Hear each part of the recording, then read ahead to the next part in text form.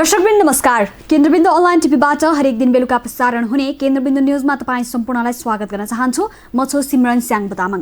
केन्द्रबिन्दु न्यूजमा हामी दिनभरिका टप 5 खोजमूलक तथा महत्त्वपूर्ण समाचारहरू सम्प्रेषण गर्ने गर्छौं। सुरु गरौं आजका समाचारहरूका प्रमुख शीर्षकहरूबाट। 10 गजामा नेपालीको बिजोग, भारत नेपाल कसैले नहेरेको गुनासो, स्वास्थ्य परीक्षण त भएन नि गाँसबासकै समस्या देखियो। त्रिदेशीय नाका छाङ्ग्रुमा सशस्त्र प्रहरीको गुल्मा राख्ने तयारी, 115 रोपनीमा भवन बनाइदै। सरकारको उच्च प्राथमिकतामा रेल मार्ग, लकडाउनमा काम धमाधम। नीति तथा कार्यक्रम प्रति व्यवसायी असन्तुष्ट र कोरोना भाइरस संक्रमितको संख्या चीनमा भन्दा भारतमा धेरै, खुल्ला सीमानाका कारण नेपालमा थप जोखिम। दर्शकवृन्द, कोरोना भाइरसको संक्रमणबाट विश्वभर 3,08,000 भन्दा बढीको ज्यान गएको छ। विश्वभर संक्रमित 46,43,000 मध्ये 17,70,000 भने निको भएका छन्। नेपालमा पनि कोरोना भाइरसबाट संक्रमितको संख्या 278 पुगेको छ। अब सुरु गरौं आजको बुलेटिन। विश्वभर महामारीको रूपमा फैलिरहेको कोरोना भाइरस छिमेकी मुलुक भारतमा पनि तीव्र रूपले फैलिरहेको छ। पछिल्लो तथ्याङ्क अनुसार भारतमा संक्रमितको संख्या चीनमा भन्दा धेरै देखिएको छ। प्रस्तुत छ यो पूरा समाचार। गत 24 घण्टामा भारतमा 3,970 जना नयाँ कोरोना भाइरस संक्रमित भेटिएका छन्। यो सँगै भारतमा शनिबारसम्म भाइरस संक्रमितको संख्या 85,940 जना पुगेको स्वास्थ्य तथा परिवार कल्याण मन्त्रालयले जनाएको छ। भारतमा संक्रमितको यो संख्या कोरोना भाइरसको इपिसेन्टर चीनमा भन्दा धेरै हो। चीनमा अहिलेसम्म 82,941 जनामा संक्रमण पुष्टि भएको छ भने मृतकको संख्या 4,600 नागेको छ। यता भारतमा शुक्रबार एकै दिनमा 103 कोरोना भाइरस संक्रमितको मृत्यु भएको छ। यो सँगै भारतमा कोभिड-19बाट मृत्यु हुनेको संख्या 2,752 जना पुगेको छ। यसैगरी संक्रमणपछि निको भएका बिरामीको संख्या 30,152 जना रहेको छ। भाइरस संक्रमणबाट सबैभन्दा बढी भारतको महाराष्ट्र राज्यको नागरिक संक्रमित भएका छन्, जहाँ 29,100 जनामा कोरोना भाइरस संक्रमण पुष्टि भएको छ। यो संख्या भारतमा संक्रमित हुनेको झण्डै 40% हुन आउँछ। उक्त स्थानमा संक्रमणपछि 6,564 व्यक्ति निको भएर घर फर्किएका र भाइरसका कारण 1,068 जनाको मृत्यु भइसकेको छ, भारतीय स्वास्थ्य तथा परिवार कल्याण मन्त्रालयले जनाएको छ। त्यसैगरी भारतको महाराष्ट्रपछि तमिलनाडु दोस्रो धेरै संक्रमित भएको स्थान बनेको छ। त्यसैगरी दिल्लीमा पनि भाइरसको संक्रमणको संख्या उच्च रहेको छ, जहाँ 8,931 जनामा भाइरस पुष्टि भइसकेको छ। यसैगरी संक्रमण फैलिने क्रम नरोकिएपछि भारत सरकारले मे 17 सम्मका लागि लकडाउन जारी राख्ने घोषणा यसअघि नै गरिसकेको छ। यता भारतमा तीव्र दरले कोरोना भाइरसको संक्रमण बढ्न थालेसँगै नेपालमा यसले थप जोखिम बढाएको छ। भारतसँग खुल्ला सीमानाका भएकाले सर्वसाधारणहरू लुकीछिपी नेपाल प्रवेश गर्ने गरेकाले जोखिम थप बढेको हो। पछिल्लो समय नेपालमा भेटिएका संक्रमित मध्ये भारतबाट आएकाहरू नै धेरै रहेको तथ्याङ्कले देखाएको छ। यति मात्र नभएर भारतबाट दिनहुँ सयौंको संख्यामा मालवाहक सवारी साधनहरू भित्रिने भएकाले पनि नेपालले भाइरस संक्रमण जोखिम न्यूनीकरणका लागि थप सजगता अपनाउनु पर्ने देखिन्छ।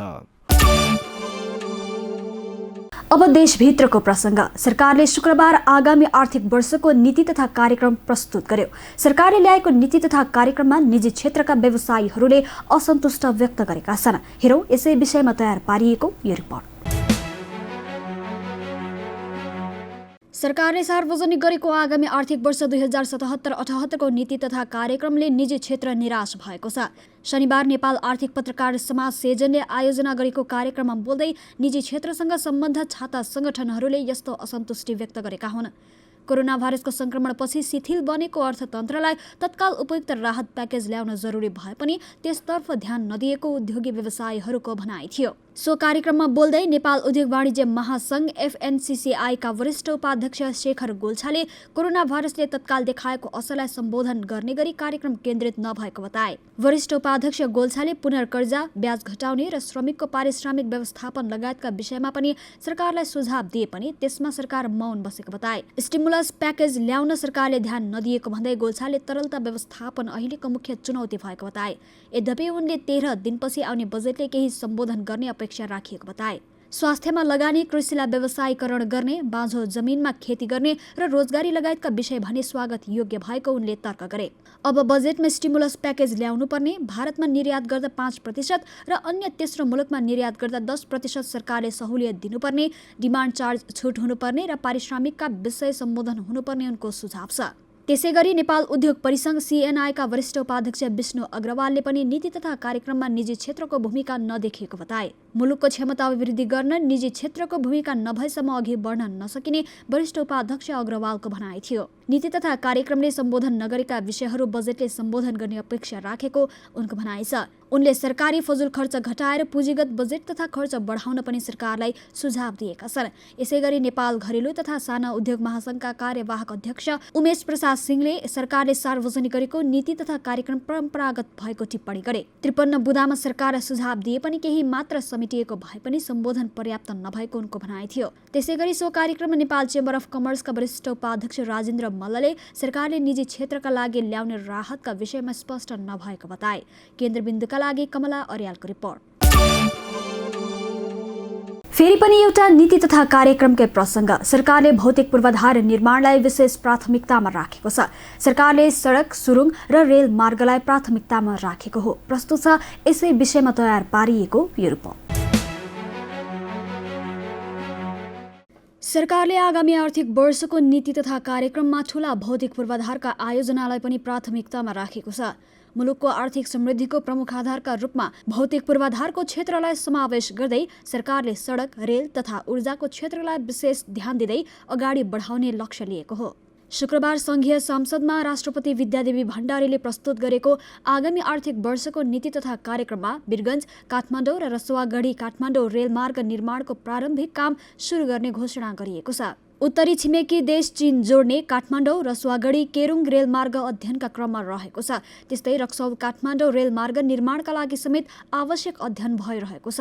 ती रेलमार्गको प्रारम्भिक अध्ययन प्रतिवेदन प्राप्त भइसकेकाले अब निर्माणको प्रारम्भिक काम सुरु गर्ने गरी विशेष प्राथमिकतामा राखिएको हो। पूर्व पश्चिम रेलमार्गको काकडभिट्टा इनरुवा खण्डको निर्माणको काम पनि सुरु गर्ने विषयलाई नीति तथा कार्यक्रममा समावेश गरिएको छ। पूर्व पश्चिम रेलमार्गको एउटा बाहेक सबै खण्डको विस्तृत परियोजना प्रतिवेदन तयार भइसकेको छ। रेल विभागले लकडाउनको समयमा समेत रेलमार्ग निर्माणको कामलाई अगाडि बढाइरहेको छ। मेची महाकाली रेलमार्गको बर्दिवास निजगढ खण्डका स्थानीयवासीले लकडाउनको समयमा नै मुआब्जा बापतको रकम बुझेर थप सहज बनाइदिएका छन्।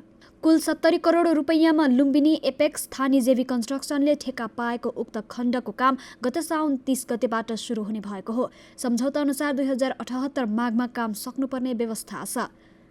रेल विभागका महानिर्देशक बलराम मिश्रका अनुसार बर्दिवास निजगढ खण्डमा पर्ने रौतहटको सन्तपुर क्षेत्रमा ट्र्याक बेड तथा सोमा पर्ने मुख्य र सहायकको संरचनाको काम भइरहेको छ।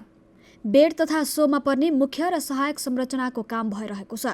आगामी आर्थिक वर्षमा समेत सो आयोजनाले बजेट पाउने गरी विनियोजन विधेयक 2077 का सिद्धान्त र प्राथमिकतामा मात्रै परेको छैन। सरकारको नीति तथा कार्यक्रममा समेत समावेश भएपछि थप हौसला बढेको विभागको बुझाइ छ।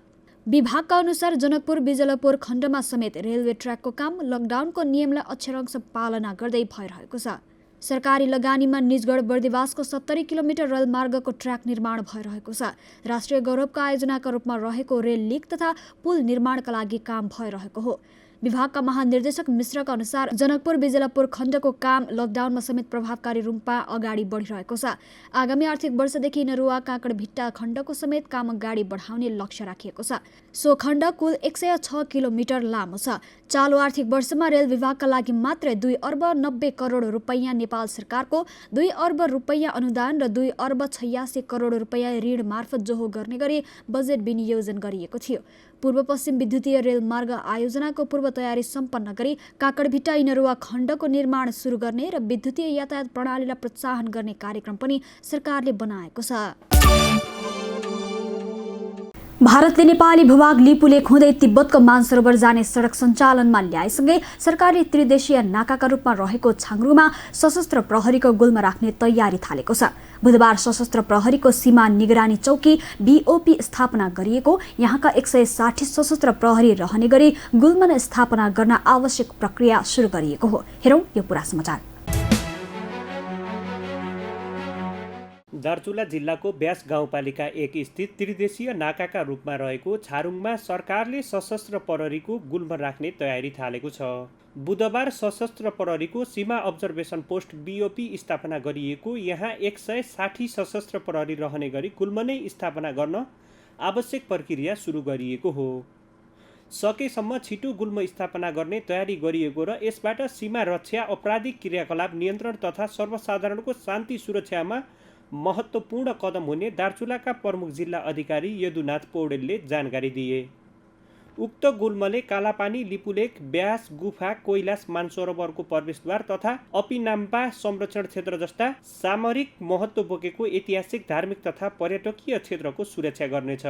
गुल्मका लागि अपिनाप्पा संरक्षित क्षेत्रको मातहतमा रहेको कित्ता नम्बर 35 को 115 रोपनी 3 आना जग्गा मध्ये तिङ्कर नदीको किनारको 15 रोपनी जग्गा सशस्त्र प्रहरीलाई प्राप्त भइसकेको छ। गृह मन्त्रालयबाट बहुवर्षीय योजना अनुरूप संरचना निर्माणका लागि 11 करोड रुपियाँ विनियोजन गरिसकिएको छ। लकडाउन लगत्तै बोलपत्र आह्वान गरेर भवन निर्माणको काम थालिने गृह मन्त्रालयका सुरक्षा सल्लाहकार प्राडा इन्द्रजित राईले जानकारी दिए। सशस्त्र प्रहरीका इन्जिनियर, प्रहरी नायब उपरीक्षक मिलनमान मास्के सहितको टोलीले गुल्मका लागि प्राप्त जग्गाको बिहिबार स्थलगत रूपमा पुगेर आवश्यक नाप जाँच गरेको छ। 12 महिना चिसो हुने र जाडोको समयमा अत्याधिक हिउँ पर्ने भएकाले त्यस अनुकूलको संरचना निर्माण गरिनेछ। 32 कोठे 2 तले भवन सी आकारको बन्नेछ। ग्यास हिटिङ सहितको भवन निर्माण गरिनेछ। सन् 1962 मा भारत र चीनसँगको द्वन्द्वका बेला कालापानी लगायतका क्षेत्रमा भारतले सेना प्रवेश गराएको थियो। त्यो बेला राखिएको सेना अझै कालापानीमा छ। दार्चुलाका प्रमुख जिल्ला अधिकारी पौडेलका अनुसार तिङ्कर र छारुङ नेपालमा छ भने नेपालको तिकु र गुन्जी भारतीय नियन्त्रणमा छ। भारतले काली नागेर कालापानी तल भएर बग्ने अर्को नदीलाई कालीको नाम दिई सीमा नदी बनाएर विवाद निकाल्दै आएको छ। सरकारले शुक्रबारको नीति तथा कार्यक्रममा भारतले मिचेको जग्गा समेटेर नक्सा बनाउने घोषणा गरेको छ। भारतले महाकाली नदी किनारे किनार सडक बनाएर गुन्जी कालापानी हुँदै लिपु भन्ज्याङ पुर्याएको छ, तर नेपालको तर्फबाट कुनै प्रयास गरिएको छैन। यहाँको ब्यास गाउँपालिका छारुङमा 115 घरधुरी छन्। 10 किलोमिटर पर रहेको तिङ्करमा यहाँ दुवै क्षेत्रमा गरेर 1220 जनसङ्ख्या रहेको छ। यहाँबाट माथि कालापानी झन्डै 15 किलोमिटरको दूरीमा पर्छ। दार्चुलाबाट उत्तर पूर्वमा पर्ने छारुङबाट लिपुलेक अन्दाजी 25 किलोमिटरको दूरीमा रहेको बताइन्छ। सरकारले यहाँ भएर तिङ्कर जाने 87 किलोमिटर सडक नेपाली सेनालाई बनाउन जिम्मा दिने निर्णय गरेकाले केही आशा पलाएको यहाँका स्थानीय बासिन्दाको भनाइ छ। दर्शकवृन्द, अब आजको टप 1 न्युजको पालो। कोरोना भाइरस रोकथाम तथा नियन्त्रणका लागि नेपाल र भारत सरकारले लकडाउन गरेसँगै सीमा क्षेत्रमा नेपालीहरू अलपत्र पर्न थालेका छन्। उनीहरूले घाँसबासको व्यवस्था गर्न सरकारसँग माग गरेका छन्। प्रस्तुत छ यसै विषयमा तयार पारिएको यो विशेष रिपोर्ट।